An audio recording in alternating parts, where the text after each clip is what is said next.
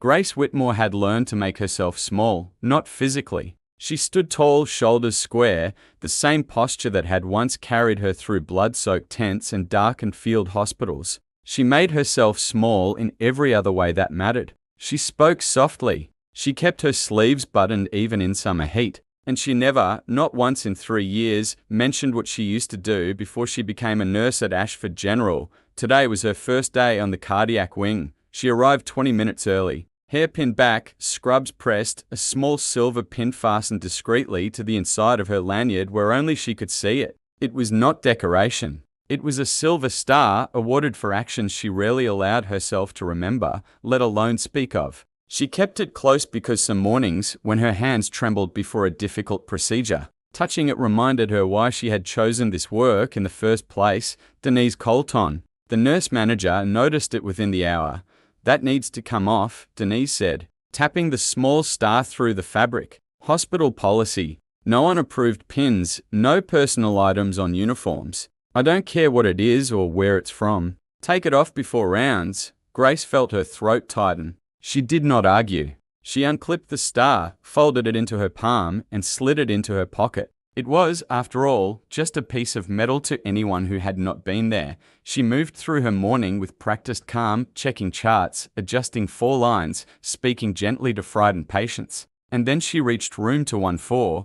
The chart read Walter Briggs, 74 years old, recovering from a cardiac procedure, listed simply as a retired serviceman. Grace had read hundreds of charts like it. She walked in with her usual warmth, introduced herself, and began checking his vitals. Walter watched her hands the entire time. Not with suspicion, with something closer to recognition. "You move like you've done this under fire," he said quietly. Grace's hands paused for half a second before continuing. "I've worked a lot of hospitals, sir. That's not what I asked." She looked up. His eyes were pale blue, steady, the kind of eyes that had seen things most people never had to imagine. Something about the set of his jaw felt impossibly familiar, though she could not place why. "Do I know you?" she asked. Walter reached toward the small table beside his bed, where his personal belongings sat in a plastic hospital bag. His fingers, still weak from surgery, fumbled through it until he found a worn photograph, edges soft from years of handling. He held it out to her. Grace took it, and the room seemed to tilt. It was a photograph of a chaotic aid station.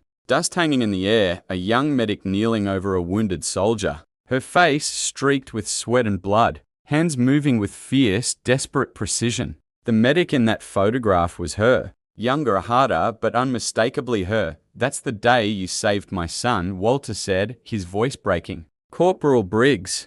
Everyone said he wasn't going to make it off that field. You didn't stop working on him for 11 minutes straight while mortars were still falling. I wasn't there, but my son told that story every single year at Thanksgiving until the day he passed, 3 winters ago. He said there was a young medic who refused to let him die. He never knew your name. I never thought I'd meet the woman who gave him 20 more years with his family." Grace's eyes filled with tears. She had spent years learning to hold back. "I did not know he passed. I am so sorry." "Don't be sorry," Walter said, gripping her hand with surprising strength. "Be proud. That medal they made you take off this morning. I heard the nurse talking in the hallway. That medal is the reason my son walked his daughter down the aisle. That medal is the reason I have 3 grandchildren who exist, because you refused to give up on that field." At that moment, Denise appeared in the doorway, clipboard in hand, ready to move Grace along to her next patient. She stopped when she saw the old man gripping the nurse's hand,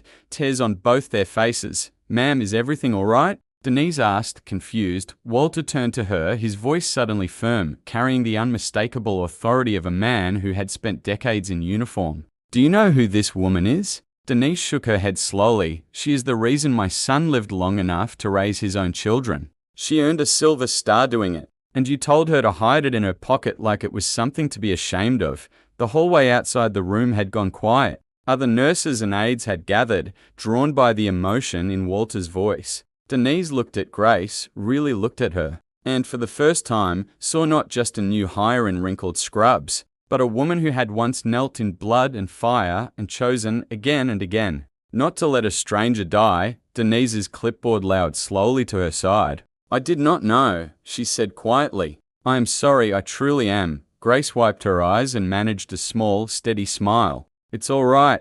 Most people don't know.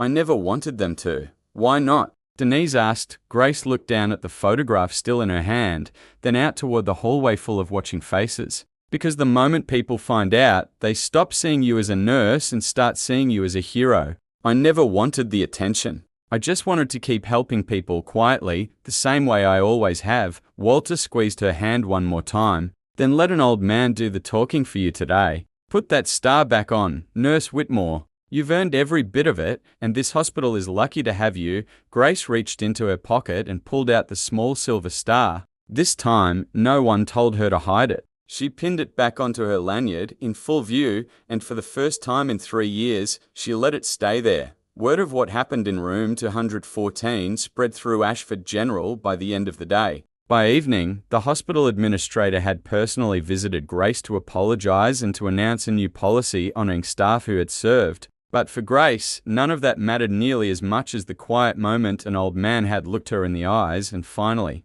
after all these years, let her know that her sacrifice had never been forgotten. Some medals are pinned on by generals in front of crowds. Others are recognized quietly in a hospital room by a grateful father who finally found the woman who gave him extra years with his son. Both are earned. Both matter. And sometimes the truest honor is simply being seen. If this story moved you, tell us in the comments where you're watching from. Like this video if you believe quiet heroes deserve to be seen, and subscribe to Soul Relief Stories for more true-to-life tales of courage, dignity, and the moments that remind us who really deserves our respect.